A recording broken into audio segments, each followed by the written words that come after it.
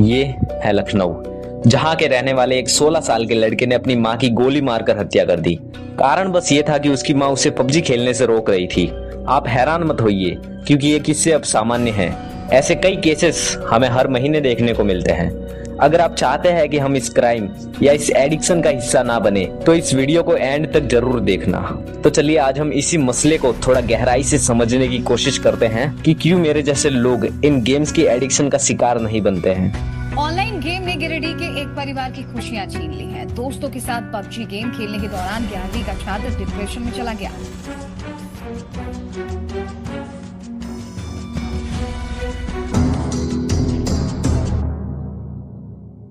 First है identification.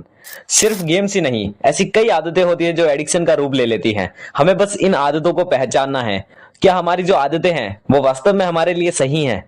क्या वे आदतें हमारे जीवन में कुछ पॉजिटिव इफेक्ट डाल सकती हैं? आदतों की पहचान करने के लिए आप एक सूची बनाइए और एक तरफ अच्छी आदतें लिखें और दूसरी तरफ बुरी आदतें। आप इन आदतों को अपने लक्ष्य के हिसाब से बांटेंगे।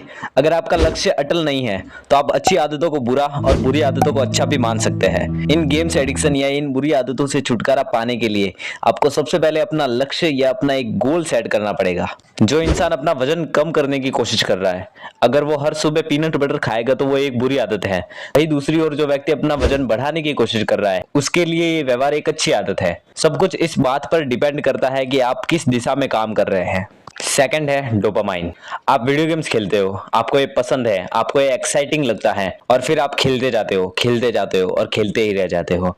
और इसके बाद ये दो चीजों में से एक आमतौर पर होती है। पहला, लत। जो चीजें आपको खुशी देती हैं, उन चीजों में कई बार क्या होता है कि व्यक्ति में केवल एक्साइटमेंट होती है और वो एक्टिविटी को करते हुए उसी हद तक डोपामाइन रिलीज कर सकता है और किसी दूसरी एक्टिविटी में करते हुए नहीं। डोपामाइन बेसिकली एक प्रकार का न्यूरोट्रांसमीटर है जिसका बॉडी में ऑटोमेटिकली डेवलपमेंट होता है। ये सामान्य रूप से आपके दिमाग को खुश करने के लिए होता है। डोपामाइन दिमाग में तब रिलीज होता है जब आपका माइंड एक इनाम या किसी रिवॉर्ड की उम्मीद कर रहा हो। आपने कभी सोचा है कि आपके हाथ में जब फोन आता है और आप पबजी, फ्री फायर या कोई सी भी गेम्स खेलने लगते हो तो आप खुश हो जाते हो। आपका दिमाग दूसरी किसी एक्टिविटी पर ध्यान नहीं देता। उसी टाइम पर डोपामाइन हार्मोन्स रिलीज होते हैं। इसीलिए आपको स्कूल्स में रुचि नहीं दिखती, आप रिश्तों को भूल जाते हो, बेसिकली आप अपना जीवन खो देते हो।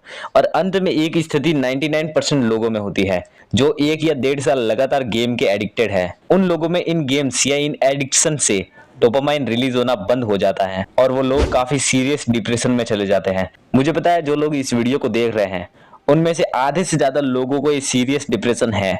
और एक सीरियस फैक्ट ये है कि इस डिप्रेशन से अब तक कई लोग सुसाइड कर चुके हैं। थर्ड पॉइंट है, क्या करें? आप वीडियो गेम्स खेलते हो, लेकिन अगर आपको पता नहीं है कि आपको इसकी लत है या नहीं, तो इसके लिए हम एक छोटा सा टेस्ट करेंगे जिसमें बेसिकली आपकी स्क्रीन पर कुछ कलर्स के नाम लिखे हुए दिखाई देंगे, लेकिन आपको उन वर्ड्स को ना पढ़कर उन पर लगे हुए रंगों को पढ़ना है। जैसे मान लीजिए कि ये रेड है, पर आपको इस रेड शब्द को नहीं बल्कि इस पर लगे हुए रंग जो कि येलो है उसे पढ़ना है।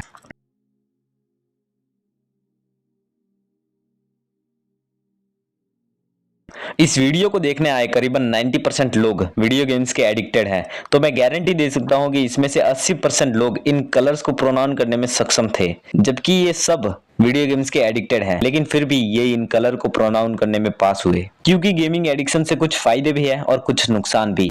इस इक्वेशन को जिसने जिसने सॉल्व किया है उसके पास एकाग्रता यानी अटेंशन की पावर है। लेकिन जब हम इन वीडियो गेम्स को खेलने की लिमिट क्रॉस कर देते हैं तो यही एकाग्रता एक मानसिक बीमारी का रूप ले लेती है, जिसे हम गेमिंग डिसऑर्डर के नाम से भी जानते हैं। इस बीमारी में कुछ ऐसे हाल होते हैं जो आप इस वीडियो में देख रहे हो। साइंस के अकॉर्डिंग गेम्स खेलने के लिए सही उम्र 15 साल बताई गई है, लेकिन मॉडर्न जनरेशन इससे कोसों दूर है। आजकल 2-3 साल के बच्चों को मोबाइल फोन्स हाथ में दे दिए जाते हैं, चाहे वो कार्टून्स देखने के लिए ही क्यों ना हो। जब पौधा उगने से पहले ही उसमें बुरे विचार भर दिए जाएंगे तो वो पौधा जब बड़ा हो जाएगा तो उसके लिए ये बातें सामान्य होगी। हमारा फोर्थ पॉइंट है संगत, स्ट्रेस एंड एंजाइटी और बोरिंगनेस। समझो, संगत का असर जैसे पानी की एक बूंद गर्म तवे पर पड़ती है तो वो मिट जाती है, कमल के पत्ते पर गिरती है तो वो मोती की तरह चमकने लगती है, और अगर सीप पर गिरती है तो वो खुद मोती बन जाती है। पानी की बूंद वही है, फर्क सिर्फ उसकी संगत का है। ठीक ऐसा ही आपके साथ भी होता है। आप जिनके साथ रहते हो वो आपके दोस्त हो सकते हैं, सोसाइटी के लोग हो सकते हैं। वो अगर इन चीजों के एडिक्टेड है तो कहीं ना कहीं आप भी उसी जाल में फंस जाओगे। स्ट्रेस और एंजाइटी, ये दोनों ही चीजें आपके दिमाग से जुड़ी हुई है और ये कहीं ना कहीं आपके ब्रह्मचर्य जीवन से भी जुड़ी हुई है। इसके ऊपर मैं एक सेपरेट वीडियो बनाऊंगा। लास्ट है बोरिंगनेस। अगर आप किसी काम को लंबे समय के लिए करोगे तो आप जरूर बोरिंग हो जाओगे और आप इन बोरिंगनेस को हटाने के लिए सबसे बढ़िया उपाय निकालते हो आपकी जेब से, और वो है आपका मोबाइल। लेकिन सवाल ये आता है कि हम बोरिंग होते क्यों हैं? मान लो आप क्रिकेट खेल रहे हो और आपको पसंद फुटबॉल खेलना है, तो जाहिर सी बात है आप बोरिंग होंगे। तो इसीलिए मैं कहता हूँ अपने पैशन के ट्रैक को पकड़े रखो। अगर आप अपने पैशन के पीछे भागोगे तो आप कभी मायूस नहीं होंगे। हमारा लास्ट पॉइंट है माइंडसेट। मैं 2023 की बात कर रहा हूँ और मैं अभी आपसे 3 सवाल पूछूंगा और ये सवाल आपको खुद से करने हैं। पहला, इस साल मैंने क्या अच्छा किया? दूसरा, इस साल मैंने क्या गलत किया?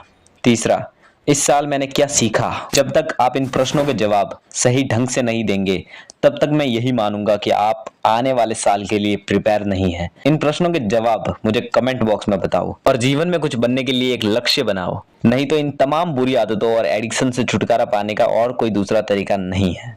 तो ये थी हमारी गेमिंग एडिक्शन को लेकर 5 सलाह। याद रखें, आप अपनी जिंदगी के मास्टर हो। अगर आपको ये वीडियो अच्छी लगी है तो लाइक, सब्सक्राइब और अपने दोस्तों के साथ शेयर करो जो गेमिंग एडिक्शन से लड़ रहे हैं।